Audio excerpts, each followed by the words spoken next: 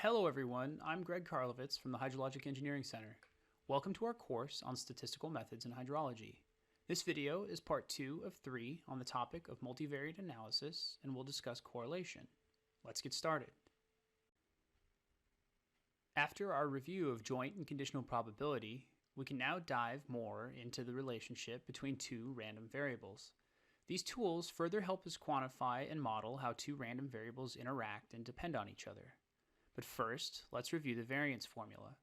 Recall that the variance of a variable measures how much the variable spreads out from the mean of that variable. It measures this by finding the average squared distance of each point away from the mean of the sample. Now, let's look at covariance, which is a multivariate extension of variance.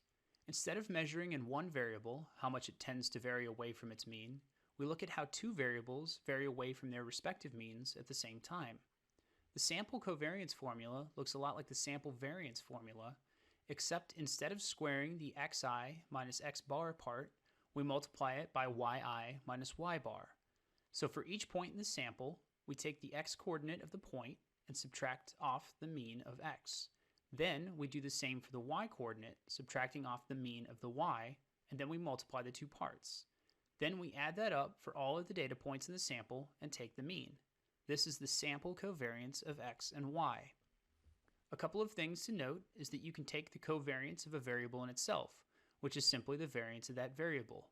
You could see in the covariance formula that if you do that, you are multiplying xi minus x bar by itself, giving you xi minus x bar squared, which gives you the variance formula back. The sample covariance of x and y has units of the product of the unit of x and the unit of y. That often isn't very meaningful or helpful. The sample covariance also does not have a range of values, so it's hard to interpret or compare.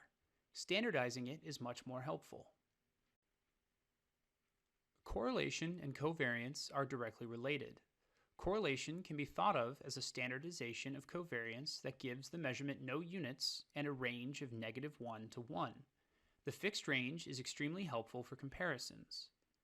The most common way to measure correlation is Pearson's correlation coefficient, which is a measurement of linear correlation. We will see how Pearson's correlation directly uses the sample covariance. Two non-parametric measures of correlation, which tend to be more robust to the linearity requirement, are Kendall's and Spearman's rank correlation coefficients.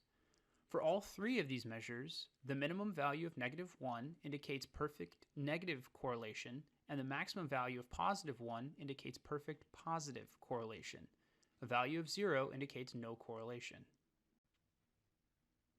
As we said before, Pearson's correlation coefficient is the most common way to measure correlation. However, it is highly sensitive to the assumption that the two variables being measured have a linear relationship, and performs badly in situations where x and y are not linearly related. Pearson's correlation coefficient is a normalization of the sample covariance. It normalizes the covariance by taking the product of the standard deviation of x and the standard deviation of y. If you were to measure the correlation of a variable with itself, you could plug this into the correlation formula and see that you'll always get a value of 1. This is because the covariance of a variable in itself is the variance, and when you compute the normalization factor in the denominator, you wind up with this also being the variance of that variable. In R, it is very easy to compute correlation between two variables using the COR function. The default method for computing correlation is Pearson's coefficient. Kendall's tau is a popular alternative that is less sensitive to nonlinearity. Kendall's tau checks if a pair of values in the dataset are increasing in both x and y. If both x and y increase between the points, the pair gets a score of +1. If both x and y decrease between the points, the pair gets a score of -1. If they are mixed, they get a score of 0. Then, the mean score is computed across all pairs of points. In R, setting the method parameter of the COR function to Kendall will give you Kendall's tau. Spearman's rho is also more robust to nonlinear situations. It often gives similar performance to Kendall's tau.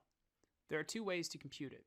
In either situation, you have to find the rank of each x and y in your dataset, with 1 being the smallest value and n being the largest value. Because you use a rank transformation on the data, Spearman's rho is also called the rank correlation coefficient. The first way to compute Spearman's rho is to take the Pearson correlation coefficient of the ranks of the data. The second way is to use the formula shown, which is based on the difference in the ranks of the x and y values for each data point. If all of the ranks are the same, di is always 0, so the sum is 0 and the correlation is 1. In R, you can set the method parameter of the COR function to Spearman to get Spearman's rho. Let's see how Pearson's correlation compares to a non-parametric measure of correlation. These plots show 3 sets of scattered data and the associated Spearman and Pearson correlation coefficients for each. Kendall's tau and Spearman's rho have similar performance for these data. In the plot on the left, we see a weakly linear relationship between x and y, and both of the measures of correlation are small, giving a similar value in the range of 0.35 to 0.37. There's nothing about the data suggesting that linear and nonlinear correlation should be very different, or that correlation in general should be very strong. The second plot shows a set of data that are monotonic but nonlinear. In this case, because the relationship is not linear but the data are clearly increasing, the Pearson correlation is high but not perfect. Because the data are monotonic, Spearman's rho is 1. The third plot shows a situation where there's a strong linear clustering of points, but 5 points that do not follow the trend and fall off the right. Because these extra points break the linear relationship, the Pearson correlation is much smaller than the Spearman correlation. Spearman's rho is much less sensitive to these few data points and gives much more credit to the strength overall of the trend that larger x values are associated with larger y values.